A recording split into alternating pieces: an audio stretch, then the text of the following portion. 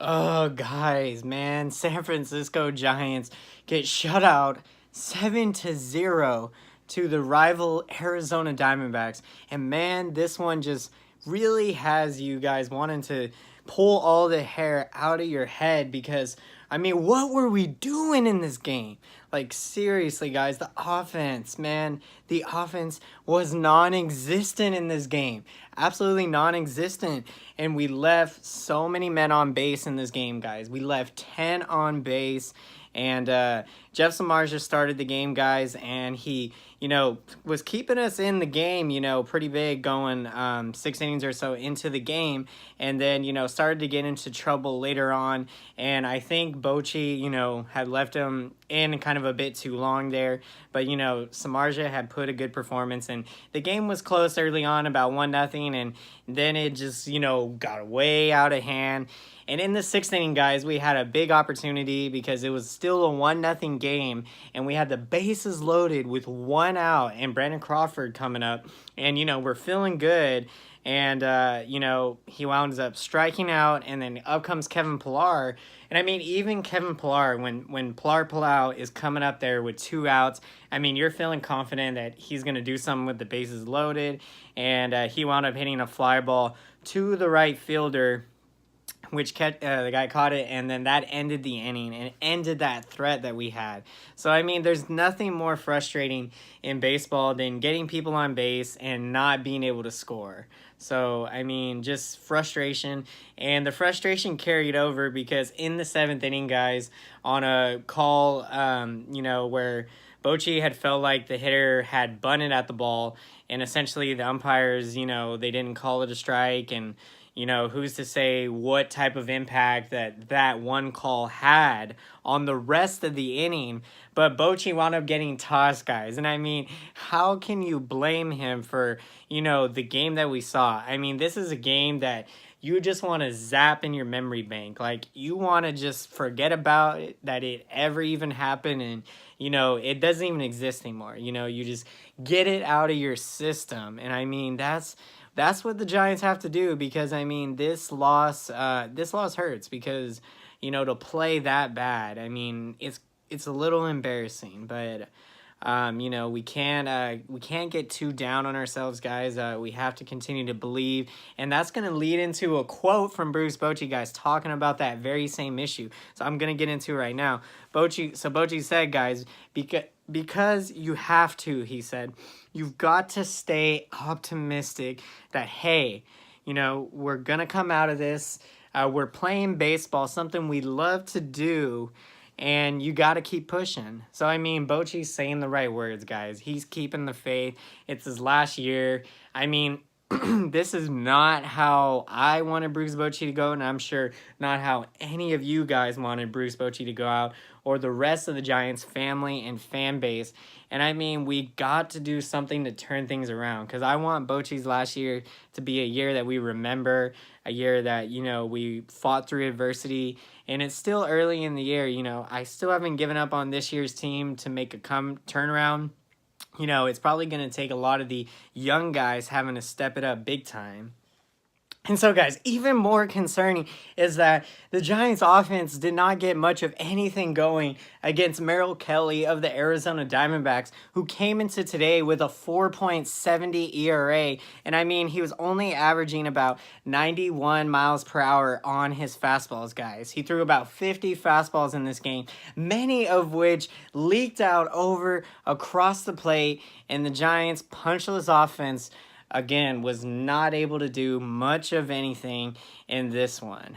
And to add more salt, guys, as if we needed to add any more salt on our wounds in this one, Adam Jones, for Arizona, he came up big tonight with an RBI double and added 3 hits.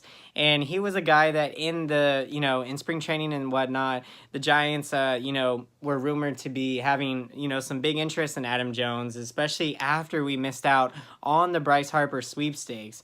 And so, that one was just Not good at all. Now, another big story I'm going to get into, guys, is that in tonight's game, Bruce Bochy made the decision that they were going to be moving Steven Duggar, guys. Dougie Fresh going back to center field.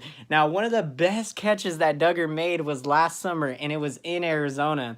And according to some of the defensive metrics, Steven Duggar, guys, is actually ranked as the 5th best outfielder in the majors.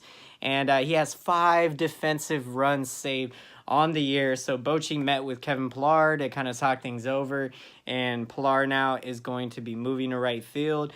And I think a couple other things to really take into consideration is that Duggar is the center fielder of the future.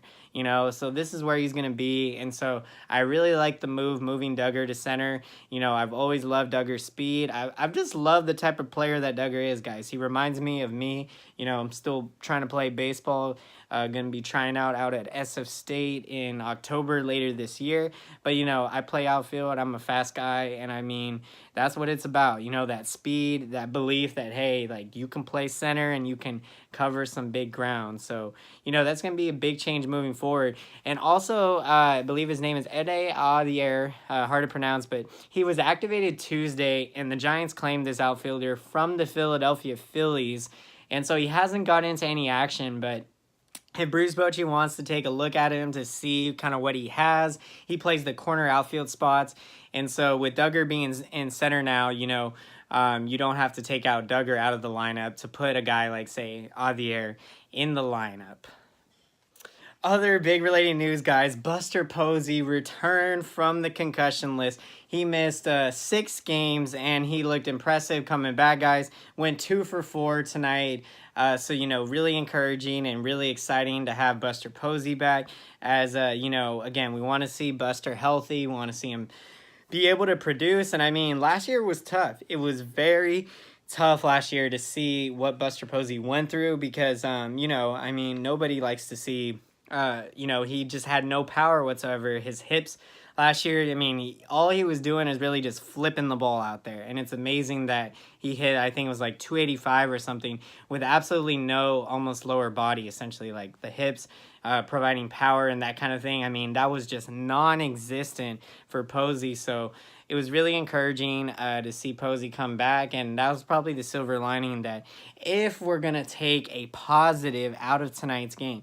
So, guys, I'm going to get into some other big Giants-related news. And when I say big, I mean big news. So, down in the minor leagues, down in Augusta Single A, so 3 pitchers the Giants drafted last year. Now, obviously, we all remember Joey Bart drafted number 2 overall, the catcher. Well, the Giants drafted 4 pitchers, I should say, after Joey Bart. And 3 of those pitchers now down in Augusta A are lighting it up, guys.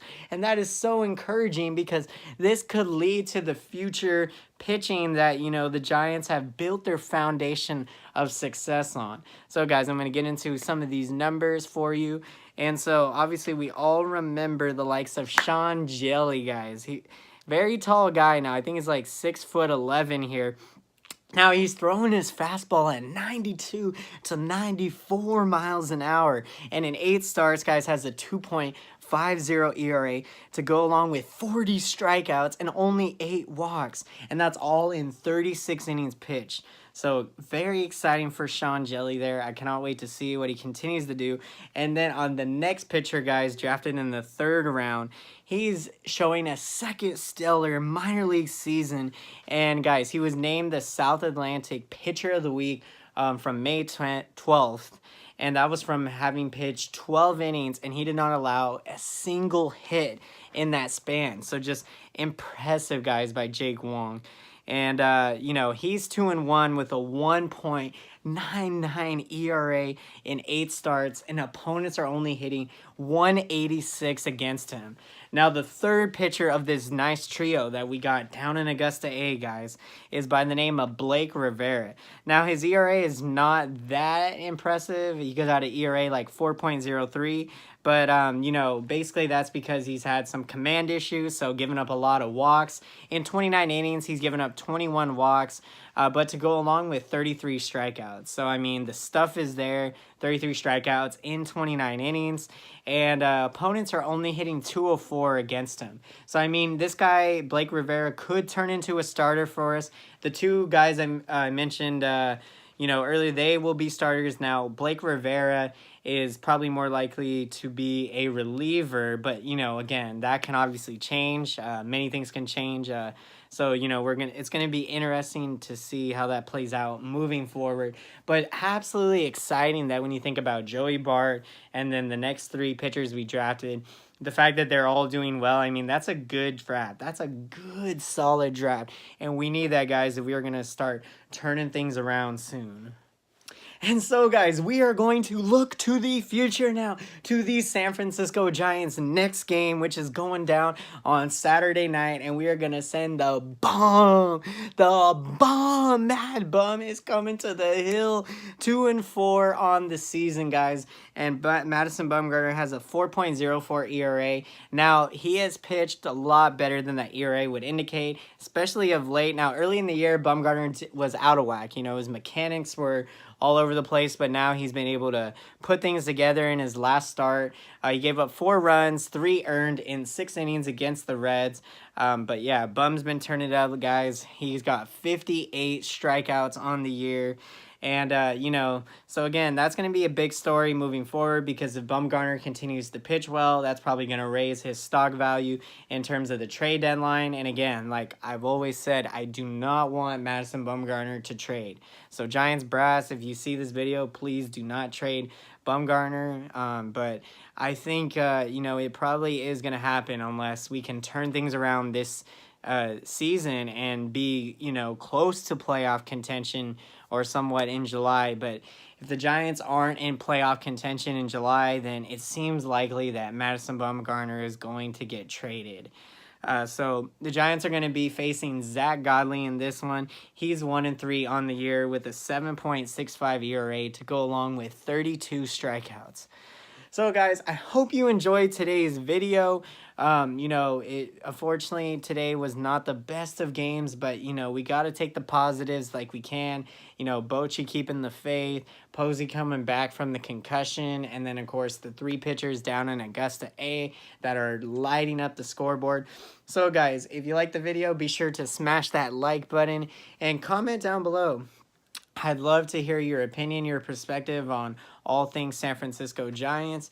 So let me know, guys, if you have any ideas or concerns about the team and, kind of what's going to happen moving forward and going into the future. Also, what do you think about Bumgarner? Do you think he should be traded, or do you think, we need to keep his presence? Because when we do have a competitive team in the future, we will need a Madison Bumgarner when it comes down to October baseball and crunch time. Until next time, guys, I will see you again.